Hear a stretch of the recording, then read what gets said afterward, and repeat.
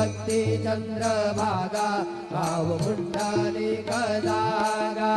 पुंडलिक जागा भावपुंडलिक जागा वाचा मनसेन्द्रियैर्वा बुद्ध्यात्मना वा प्रकृतिस्वभाव करोमि यद्यत् सकलं परस्मै नारायणायति समर्पयामि अच्युतं केशवं राम नारायणं कृष्णदामोदरं वासुदेवं श्रीधरं माधवं गोपिकावल्लभं जानकीनायकं रामचन्द्रं भजे हरे राम